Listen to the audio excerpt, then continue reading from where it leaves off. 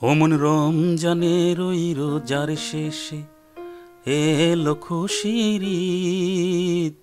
না, আমি এখন কোনো গান করব না, বা করার কথাও নয়। এই গানটি জীবনে একবারও শুনেননি এমন লোকের সংখ্যা খুবই কম পাওয়া যাবে। আজকের এই এপিসোডটি সাজিয়েছি এই গানটির সৃষ্টির ইতিহাস নিয়ে। কথা বলবো এই গানটির সৃষ্টি ও স্রষ্টাকে নিয়ে। কথা বলবো যিনি এই গানটি সৃষ্টির জন্য অনেক অনেক তাগিদ অনুভব করেছিলেন, তাকে নিয়ে। বাঙালি জাগরণের কবি, মানবতার কবি, জনতার কবি, ভালোবাসার কবি, প্রেম ও ধর্মের কবি, দ্রোহের কবি, বিষাদের কবি, জীবন ও মরণের কবি, লড়াই ও সংগ্রামের কবি, জাতীয় কবি নজরুল ইসলাম।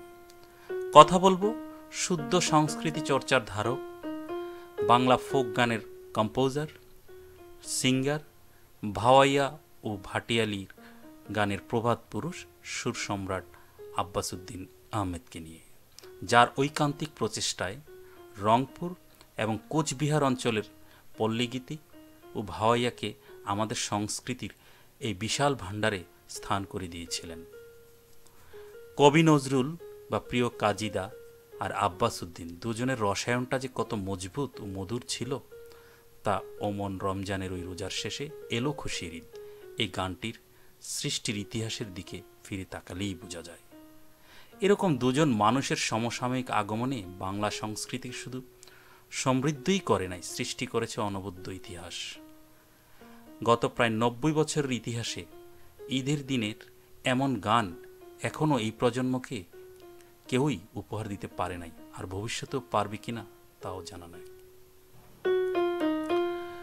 আসুন বন্ধুরা, তার আগে কাজী নজরুল ইসলাম ও আব্বাস উদ্দিনের বায়োগ্রাফিটা একটু দেখে আসি। প্রথমেই কবি নজরুলকে নিয়ে বলছি, যদিও আপনারা সবাই কম বেশি ক্ষণজন্মে মানুষটির সম্পর্কে সবই জানেন। কাজী নজরুল ইসলাম জন্মেছিলেন 25শে মে 1899। জন্মেছিলেন আসানসোল নামক গ্রামে, বেঙ্গল প্রেসিডেন্সি, ব্রিটিশ ইন্ডিয়া, যা বর্তমানে ওয়েস্ট বেঙ্গল ইন্ডিয়াতে অবস্থিত, এবং মৃত্যুবরণ করেছিলেন 77 বছর বয়সে 29শে August 1976, Dhaka. Resting place at the moment central mosque at university of Dhaka. তিনি ছিলেন এক নাগারে একজন flutist, poet, short story writer, song composer, play writer, novelist, essayist, literacy translator, soldier, film actor, political activist. Kazi Nazrul Islam জানতেন বেশ কয়েকটি ভাষা, তার মধ্যে বাংলা, উর্দু, পার্সিয়ান, অ্যারাবিক। নাগরিকত্বর দিক থেকে চিন্তা করলে তিনি যখন জন্মেছিলেন তখন গোটা ভারতবর্ষ ব্রিটিশ সাম্রাজ্যের অধীনে ছিল। সেই কারণে 1899 থেকে 1947 পর্যন্ত তিনি ব্রিটিশ এম্পায়ারের নাগরিক ছিলেন। তারপরে দেশ বিভক্তের পর 1947 থেকে 1976 তিনি ছিলেন ইন্ডিয়ান সাবকন্টিনেন্টাল সিটিজেন। তারপর যখন বাংলাদেশ সৃষ্টি হলো 1972 থেকে 1976 পর্যন্ত তিনি ছিলেন বাংলাদেশের নাগরিক। সাহিত্যে তিনি ছিলেন অনেক আন্দোলনমুখী একজন কবি, যার আন্দোলনে বাঙালির নবজাগরণ হয়েছিল। তার নোটেবল ওয়ার্কগুলির মধ্যে ছিল নতুনের গান, বিদ্রোহী, প্রলয় উল্লাস, ধূমকেতু, অগ্নিবীণা, বাদনহারা, নজরুল গীতি প্রমুখ। নোটেবল অ্যাওয়ার্ডগুলির মধ্যে তার রয়েছে পদ্মভূষণ 1960 সালে, 21শে পদক 1976 এবং স্বাধীনতা দিবস পদক 1977 সালে। কুমিল্লার মেয়ে প্রমীলা দেবীকে তিনি বিয়ে করেছিলেন। তার এবং প্রমীলার সংসার জুড়ে ছিল 4টি সন্তান। কবি চর্চা এবং শিল্প সাহিত্যের পাশাপাশি তিনি মিলিটারি ক্যারিয়ারও গড়েছিলেন। তিনি ব্রিটিশ সাম্রাজ্যের অধীনে ব্রিটিশ ইন্ডিয়ান আর্মিতে 1917 সালে যোগ দিয়ে 1920 সাল পর্যন্ত চাকরি করেছিলেন। সেনাবাহিনীতে তার অবস্থান ছিল হাবিলদার সার্জেন্ট হিসেবে, যেটা 49তম বেঙ্গল রেজিমেন্টের পক্ষে তিনি কাজ করেছিলেন এবং ফার্স্ট ওয়ার্ল্ড ওয়ারে একজন গর্বিত সৈনিক ছিলেন। বন্ধুরা, আসুন এখন কথা বলবো সুর সম্রাট আব্বাসুদ্দিনের বায়োগ্রাফি নিয়ে। তিনি জন্মেছিলেন 27 অক্টোবর 1901 তুফানগঞ্জ, কুচবিহার জেলা, বেঙ্গল প্রেসিডেন্সি, ব্রিটিশ ইন্ডিয়া, যা বর্তমানে ওয়েস্ট বেঙ্গলের অন্তর্গত। মৃত্যুবরণ করেছিলেন 58 বছর বয়সে মাত্র 30 ডিসেম্বর 1959। তার 3 জন সন্তান ছিলেন: মুস্তফা কামাল, ফেরদৌসী রহমান, মুস্তফা জামান আব্বাসী। তার পিতার নাম ছিল আলী জাফর আহমেদ।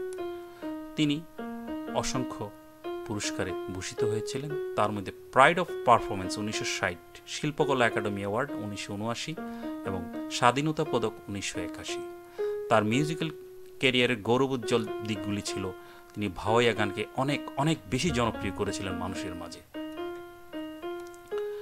প্রিয় কাজীদা সনাতন ধর্মাবলম্বীদের মধ্যে যেমন অনেক সৃষ্টি করে দিয়েছিলেন, তেমনি অনবদ্য করেছেন ইসলামী সংস্কৃতির ভাণ্ডারকেও। আর দিবেনই বা না কেন, তিনি তো কোনো ধর্মের কবি নয়, তিনি ছিলেন সাম্য ও মানবতার কবি। শ্যামা সঙ্গীতের কথা আর সুর দিয়ে যখন নিখিল ভারতকে মাতিয়ে রেখেছিলেন, তেমনি ইসলামী হামনাদ গজল দিয়ে ইসলাম সংস্কৃতিকে করেছেন অনবদ্য। চলুন মূল বিষয়ে আসা যাক। অতি শীঘ্রই আমাদের সামনে ঈদের দামামা বেজে উঠবে, তাই এই গানটির ইতিহাস নিয়ে কথা বলবো আমার নিজের জানার তাগিদে, পাশাপাশি আপনাদেরকে জানাবো, শেয়ার করব। যদি ভালো লাগে থাকে আপনারা আমার সাথেই থাকুন।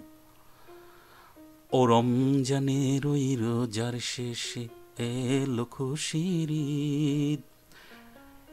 একদা একদিন কবিগুরু কাজী নজরুল শ্যামা সঙ্গীতের রেকর্ড শেষ করে বাড়ি ফিরছিলেন। পথিমধ্যে তার পথ আগলে ধরলেন সুর সম্রাট আব্বাসুদ্দিন আহমেদ। একটা বিশেষ অনুরোধ করেছিলেন তিনি, তা হচ্ছে একটি ইসলামী সঙ্গীত তৈরি করার জন্য। আব্বাসুদ্দিন নজরুলকে অনেক সম্মান করতেন, সমীহ করতেন। নজরুলকে তিনি কাজীদা বলে ডাকতেন। নজরুল বললেন, তুমি বলে ফেলো কি তোমার অনুরোধ। আব্বাসুদ্দিন আসলেই সেদিন খুব আনন্দ চিত্তে সুযোগটা পেয়ে গেলেন। বললেন, কাজীদা, আমাকে একটা কথা দিতে হবে আপনাকে। আমি ভাবছি উর্দুতে অনেক পেয়ারু কাওয়াল, কাল্লু গাওয়াল, এরা কি সুন্দর সুন্দর কাওয়ালি গায়। শুনেছি এদের গান অসম্ভব রকমের বিক্রি হচ্ছে। বাংলা ইসলামী গান তো তেমন নেই। বাংলায় ইসলামী গান গেলে হয় না। কাজীদা, আপনি যদি ইসলামী গান লেখেন তাহলে মুসলমানদের ঘরে ঘরে আপনার জয়গান হবে। বাজারে তখন একরকম ট্রেন্ড তৈরি হয়েছিল শ্যামা সঙ্গীতকে নিয়ে। শ্যামা আর ভজন রীতিমতো বিখ্যাত হয়ে যাচ্ছে। এই স্রোতে গা ভাসাতে গিয়ে অনেক মুসলিম শিল্পী হিন্দু নাম ধারণ করেছিলেন। যেমন মুন্সি মোহাম্মদ কাশেম হয়ে যান কে মল্লিক, তালাত মাহমুদ হয়ে যান তপন কুমার। মুসলিম নামে হিন্দু সঙ্গীত গাইলে গান চলবে না। নজরুল নিজেও শ্যাম সঙ্গীত লেখেন, সুর দেন। বাজারে গানের বাজার যখন এই অবস্থা, তখন আব্বাসুদ্দিনের এমন আবদারের জবাবে নজরুল অনেকটা চিন্তিত হয়ে পড়লেন। কাজী নজরুল তার নামের পেছনে যে ইসলাম শব্দটা, সেটাও তাকে খুব চিন্তিত করেছে। বিশেষ করে তার আবেগ, অনুভূতি, ভালো লাগা, ভালোবাসা জড়িয়ে রয়েছে ছোটকালের সেই মক্তবে কোরআন পড়ার সময়গুলিকে নিয়ে। যাই হোক, কবি নজরুল চিন্তায় মগ্ন আব্বাসুদ্দিনের জন্য কি করা যায়। আব্বাসুদ্দিনকে তো এই মুহূর্তে সরাসরি হাও বলা যাবে না বা নাও বলা যাবে না। স্রোতের বিপরীতে সুর মেলানো আসলেই একটু কঠিন কাজ। আবেগ আর ভালোবাসা দিলে কি চলবে? গান রেকর্ড করতে হবে, মোটা অঙ্কের টাকা লাগবে, টাকা দিতে হবে, বিনিয়োগ করতে হবে, অনেক সরঞ্জাম লাগবে, ইত্যাদি ইত্যাদি। এগুলোর জন্য আবার ভগবতী বাবুর কাছে যেতে হবে, গ্রামোফোন কোম্পানির যিনি রিহার্সাল ইনচার্জ। নজরুল বললেন একরকম উপদেশের ভঙ্গিতে, আগে দেখো ভগবতী বাবুকে রাজি করাতে পারো কিনা। আব্বাসউদ্দিন ভাবলেন, এই তো কাজীদা একটু সবুজ সংকেত আমাকে দিলেন, দেখি ভগবতী বাবুকে রাজি করাতে পারি কিনা। গ্রামোফোনের রিহার্সাল ইনচার্জ ভগবতী বাবু কাছে গেলেন, আব্বাসউদ্দিন অনুরোধ করলেন, কিন্তু ভগবতী বাবু ঝুঁকি নিতে রাজি হলেন না। মার্কেট ট্রেন্ডের বাইরে গিয়ে বিনিয়োগ করতে কেই বা রাজি হবেন? লালবাত্তি জ্বললে ব্যবসা তো শেষ হয়ে যাবে, সেই চিন্তায় ভগবতী বাবু রাজি হতে চাচ্ছিলেন না। যাই হোক, আব্বাসউদ্দিন খান যতই তাকে অনুরোধ করছেন তিনি নাই বলে যাচ্ছেন, কারণ তার কাছে তো ব্যবসার লাভ লোকসানটাও দেখতে হবে। এদিকে আব্বাসউদ্দিনও খুবই নাছোড়বান্দা। এত বড় সুরকার হওয়া সত্ত্বেও তিনি ভগবতী বাবুর পিছুই ছাড়ছেন না, অনুরোধ করেই যাচ্ছেন। দীর্ঘ 6 থেকে 7 মাস তিনি অনুরোধ করতেই লাগলেন, চালিয়ে গেলেন। একদিন হয়তো পাথরে ফুল ফুটবে সে চিন্তায়, সে আশায়। যে চিন্তা সে কাজ। চিন্তার উৎকর্ষতার সামনে কাজীদার এতটুকু কার্পণ্যতা ছিল না, ছিল না সৃষ্টি আর সৃষ্টিকর্তার প্রতি অগাধ ভালোবাসা আর আনুগত্যতাকে একাকার করে মিলেমিশে দেখালেন তার সৃষ্টির উদারতা। একদিন ভগবতী বাবুকে ফুরফুরে মেজাজে পেয়ে আব্বাসউদ্দিন বললেন, একটা এক্সপেরিমেন্ট করে দেখুনই না, যদি বিক্রি না হয় তাহলে আর নেবেন না, ক্ষতি কি? ভগবতী বাবু আর কত না বলবেন। এবার ভগবতী বাবু নিহাতি হেসে বললেন, আপনি এক নাছোড়বান্দা, ঠিক আছে গান নিয়ে আসুন, দেখি কি করতে পারি। আব্বাসউদ্দিনের খুশিতে চোখে পানি আসার উপক্রম। যাই হোক, সবাই যখন রাজি, এবার তো গান নিয়ে আসতে হবে। নজরুল চা আর পান পছন্দ করতেন, তাই চা আর পান নিয়ে হাজির নজরুলের রুমে। পান মুখে নজরুল খাতা কলম হাতে নিয়ে একটা রুমে ঢুকে পড়লেন। ভিতর থেকে দরজা বন্ধ করে দিলেন। ঘরের বাইরে পায়চারি করছেন আব্বাসউদ্দিন। আইনস্টাইনের আপেক্ষিক তথ্যের মতো সময় যেন থমকে আছে। সময় কাটানোর জন্য আব্বাসউদ্দিন পায়চারি করতে লাগলেন। প্রায় আধ ঘন্টা কেটে গেল বন্ধু, এবং বন্ধ দরজা খুলে নজরুল বের হলেন। পানের পিক ফেলে আব্বাসউদ্দিনের হাতে একটা কাগজ দিলেন। এই কাগজ তার আধ ঘন্টার সাধনার ফসল, আর আব্বাসউদ্দিনের 6 মাসের পরিশ্রমের ফসল। শেষ পর্যন্ত আব্বাসউদ্দিন সফল হলেন। আব্বাসউদ্দিন খান কাগজটি হাতে নিয়ে পড়তে শুরু করলেন। লেখা রয়েছে, ওমন রমজানের ওই রোজার শেষে এলো খুশির ঈদ, তুই আপনাকে আজ বিলিয়ে দে শুন আসমানি তাগিদ। আব্বাসউদ্দিনের চোখ পানিতে ছলছল করছে। একটা গানের জন্য কত কাঠখড় পোড়াতে হয়েছে তাকে। তখনকার সেই সময়টাই জানে কতটা কষ্ট তার হয়েছে। তখনকার এই সময়টাই সাক্ষী তার কাছে এই গানটির ইতিহাস রচনার জন্য। সেই গানটি এখন তার হাতের মুঠোয়। তিনি কি জানতেন তার এই হাতে বন্দি গানটি একদিন বাংলার আকাশে বাতাসে পৌঁছে যাবে। ঈদের চাঁদ দেখার সাথে সাথে টিভিতে ভেসে উঠবে সেই সুর, সেই কথা, সেই গান। ওমন রমজানের ওই রোজার শেষে। 2 মাস পর রোজার ঈদ। গান লেখার 4 দিনের মধ্যেই গানের রেকর্ডিং শুরু হয়ে গেল। আব্বাসউদ্দিন খান এর আগে কখনো ইসলামী গান রেকর্ড করতে পারেননি। রেকর্ড তার মুখস্থ হয়নি এখনো। গানটি চলবে কিনা এই নিয়ে গ্রামোফোন কোম্পানির শঙ্কায় আছে। তবে কাজী নজরুল বেশ এক্সাইটেড, কিভাবে সুর দিতে হবে দেখিয়ে দিলেন। হারমোনিয়ামের উপর আব্বাসউদ্দিনের চোখ বরাবর কাগজটি ধরে রাখলেন কাজী নজরুল ইসলাম নিজেই। সুর সম্রাট আব্বাসউদ্দিনের বিখ্যাত কণ্ঠ থেকে বেরিয়ে এলো, ওমন রমজানের ওই রোজার শেষে এলো খুশির ঈদ। ঈদের সময় গানের অ্যালবাম বাজারে আসবে, সেটাই ভীষণ একটা আনন্দের বিষয়। রমজানের রোজার পর ঈদ এলো। আব্বাসউদ্দিন বাড়িতে ঈদ কাটালেন। ঈদ শেষে কলকাতায় ফিরলেন। ঈদের ছুটির পর প্রথমবার অফিসে যাচ্ছেন, ট্রামে ছেড়ে অফিসের পথে যাচ্ছেন, আর তার বুকটা ছটফট করছে, ধকধক করছে। অফিসে গিয়ে কি দেখবেন, গানটা ফ্লপ হয়েছে নাকি গানটা সফল হয়েছে। যাই হোক, ইসলামী গানের কথা ভগবতী বাবুকে বলতে পারবেন না আর কখনো যদি এই গানটি ফ্লপ হয়। ভগবতী বাবু কেন কোনো গ্রামোফোন কোম্পানির আর কোনো লোককে বলতে পারবেন না এই গানটির সফলতা বা ব্যর্থতার উপর নির্ভর করবে সব সুযোগ। যাই হোক, আব্বাসউদ্দিন যখন এই চিন্তায় মগ্ন, তখন পাশে বসা এক যুবক গুনগুনিয়ে এই গানটিই গাচ্ছেন, ওমন রমজানের ওই রোজার শেষে এলো খুশির ঈদ।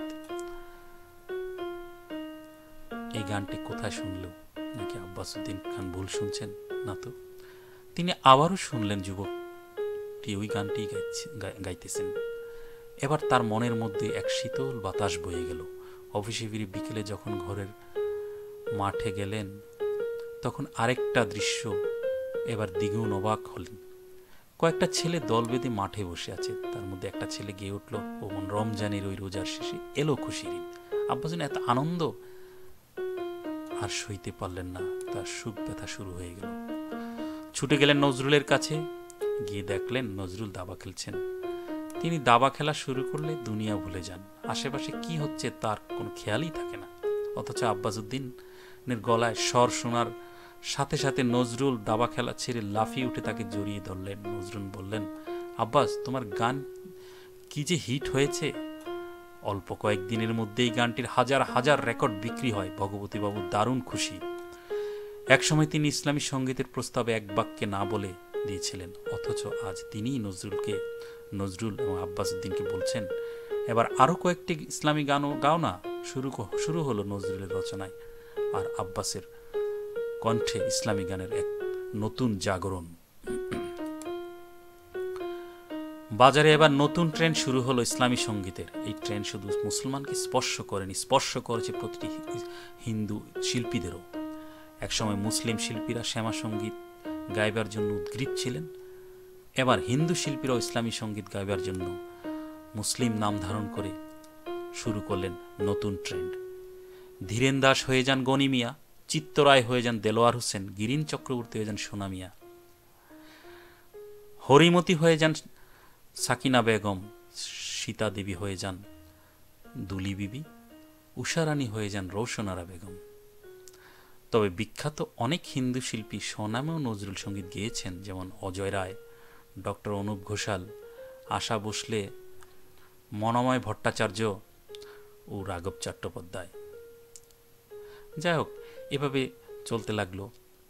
এদিকে কাজী নজরুল ইসলামের ইসলামী গান লেখার সহজাত প্রতিভা আরও প্রখর হলো। খাতা কলম দিয়ে যদি কেউ বলতেন একটু গান লিখুন, তিনি লিখে ফেলতেন। একদিন আব্বাসউদ্দিন নজরুলের বাড়িতে গেলেন। নজরুল তখন কি একটা কাজে ব্যস্ত ছিলেন।